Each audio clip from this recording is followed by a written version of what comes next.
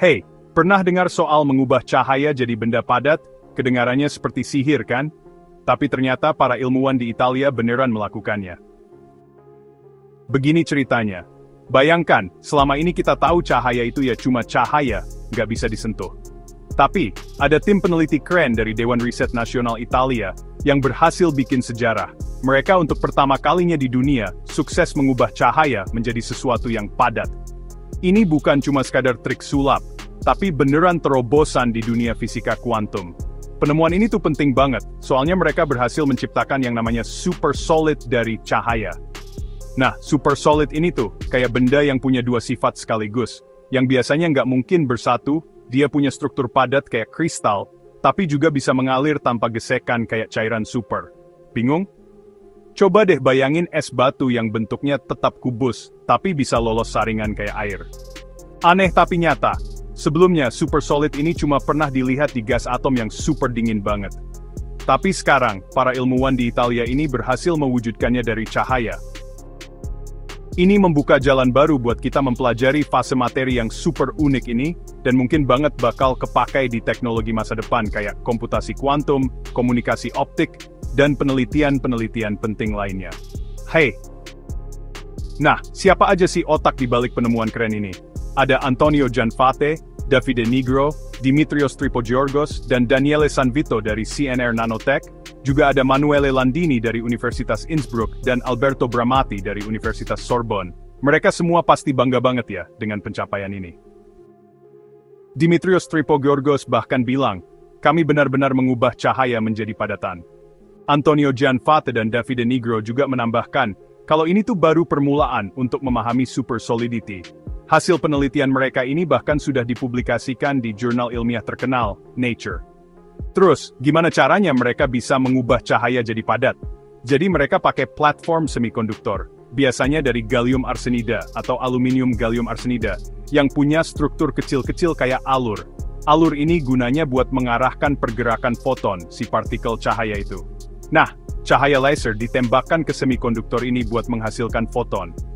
Interaksi antara foton dan semikonduktor ini menghasilkan partikel hibrida, gabungan cahaya dan materi, yang namanya polariton. Pola alur di semikonduktor itu dirancang sedemikian rupa buat mengontrol gerak dan energi si polariton ini. Ketika jumlah fotonnya ditambahin terus, mereka mulai membentuk yang namanya kondensat Bose-Einstein, atau BEC, di tingkat energi paling rendah. Ini kayak di teater kuantum, banyak partikel bisa duduk di kursi yang sama. Nah, lewat proses yang namanya hamburan parametrik interaksi antar foton ini, bikin terbentuknya kondensat satelit di posisi-posisi tertentu. Kondensat satelit ini tersusun dalam pola yang berulang, mirip banget sama struktur padatan. Jadi dari laser, jadi foton, jadi polariton, terus jadi kondensat, dan akhirnya membentuk pola padat super solid. Para peneliti ini nggak cuma bilang berhasil, tapi mereka juga punya bukti kuat. Mereka mengamati pola kondensat satelit yang tersusun rapi, yang menunjukkan struktur padat. Mereka juga mengukur perubahan kepadatan polariton, yang menunjukkan adanya pemecahan simetri, ciri khas super solid juga. Selain itu, mereka juga melihat adanya hubungan fase yang koheren antar foton, yang membuktikan sifat superfluida mereka, alias bisa mengalir tanpa hambatan. Mereka bahkan pakai teknik interferometri buat mengukur keadaan kuantum sistemnya. Membuktikan ini semua nggak gampang loh. Mereka harus mengukur banyak sifat sekaligus buat memastikan kalau materi yang mereka buat ini beneran punya sifat padat dan bisa mengalir tanpa gesekan. Penemuan ini tuh dampaknya bisa luas banget. Di dunia komputasi kuantum, super solid cahaya ini bisa dipakai buat bikin qubit yang lebih stabil. Qubit ini kayak bit di komputer biasa, tapi versi kuantum yang jauh lebih canggih. Selain itu, kemampuan buat mengontrol cahaya dalam keadaan super solid ini bisa merevolusi komunikasi optik dan sirkuit fotonik, bikin perangkat optik jadi lebih cepat dan efisien. Dari sisi penelitian dasar, ini juga penting banget. Kita jadi punya cara baru buat mempelajari keadaan materi yang eksotis dan interaksi antara cahaya dan materi dalam kondisi kuantum yang ekstrem. Super solid fotonik ini mungkin lebih gampang dimanipulasi daripada super solid atomik. Jadi kita bisa lebih dalam lagi nih meneliti hal-hal yang sebelumnya nggak bisa dijangkau. Siapa tahu nanti, kita bisa bikin material baru dengan sifat optik dan kuantum yang unik. Para penelitinya sendiri juga excited banget. Antonio Gianfate bilang kalau ini baru awal dari pemahaman kita tentang super solidity dalam sistem fotonik. Davide Nigro menambahkan, kalau penelitian ini memberikan perspektif baru tentang materi kuantum, dan mungkin bisa menyederhanakan penelitian super solid tanpa perlu repot-repot pakai atom super dingin.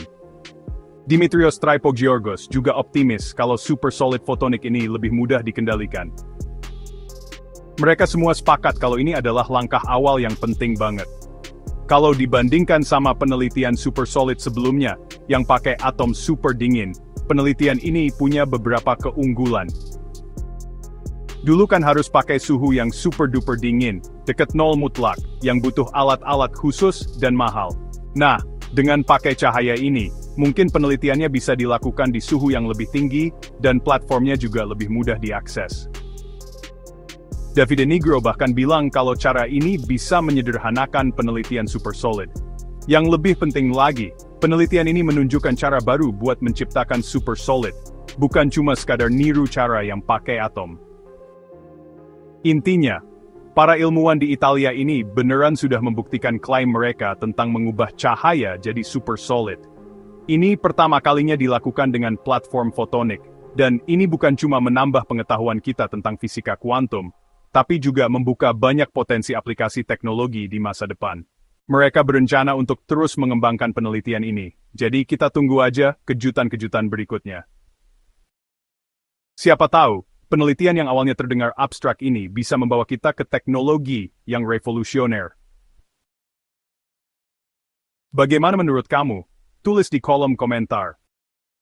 Jangan lupa subscribe dan nyalakan loncengnya agar tidak ketinggalan info menarik lainnya.